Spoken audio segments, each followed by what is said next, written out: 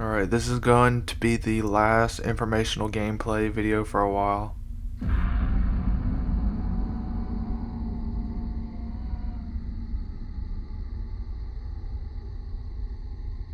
I do start out by going to this side of the map because survivors do tend to spawn at this side furthest away from where you spawn.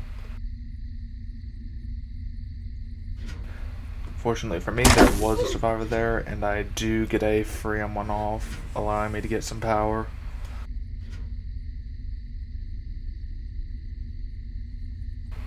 I do see that there is somebody here. They're away from the locker, so I'm going to activate my M2.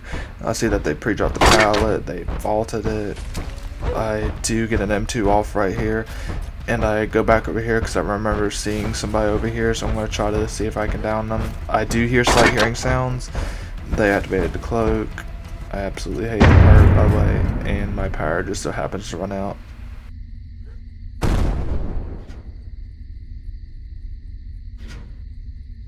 I do see this guy that used cloak, so fortunately I have good eyes. I do get a free M1 off of him, and I decide to chase him. He's camped the pallet. I try to do a moonwalk on him, and I miss the M1. And I see that he's camping this guard pallet, so I'm going to break it and get some power, and I'm going to continue to try to chase him. I do activate my power right here to try to close in the distance and potentially even get a down right here. I do see that he goes onto this hill, and I do fortunately get the M2 down right here because his pathing wasn't the best right here. Fortunately, he did DC. I guess he got mad or something. I see two survivors right here, so I decide to go after them. This guy does shine his flashlight at me. I don't know why. I do get a free M1 off. He does like the weirdest dead hard I've ever seen, so I end up getting a free down off of him.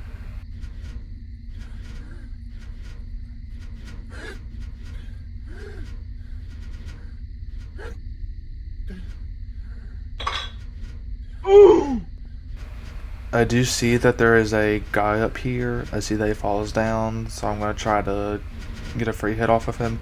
I see that he's not near lockers. I see him run away, so I activate my M2, and I'm going to run after him and try to get a free M2 hit.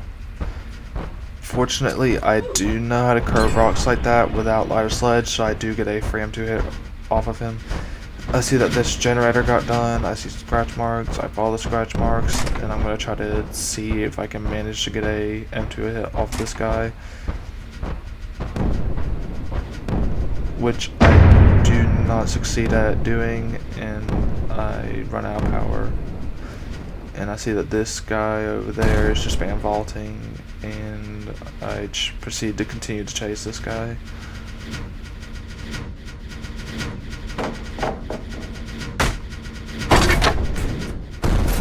I do see that this guy is just getting to a locker. I think that he has the head-on part, so I try to bait it out, and he gets out, and he crawls into this spot. I couldn't pick him up for a second, so I tried to squeeze in there, and I did get the pickup prompt, so I pick him up, and I'm going to hook him. Ooh! I do activate power right here just to get to the other side of the map quicker, because I remember seeing survivors last there. So I try to find them. Maybe they're healing somewhere. I do see them at this corner of the map. You get a free hit off of that guy. I see that this guy went into the locker. Fortunately, I ran out of power right when he got out of the locker, so I proceed to chase down the M1, and I down him right here.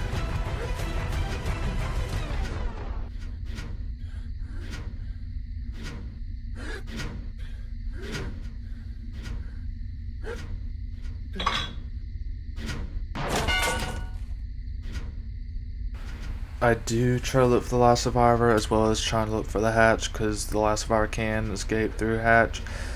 I do see the last survivor, and I also hear the hatch. I couldn't make it up if it was up or down. I did figure out that it was up, so I closed it. I activate them two right here to break this pallet that's right here. unfortunately, he did know that he can get into a locker to force me out of power. I tried to test to see if he's stupid and get out early, and he wasn't, so I just chase him down right here. And eventually I do down him, and that is GG's.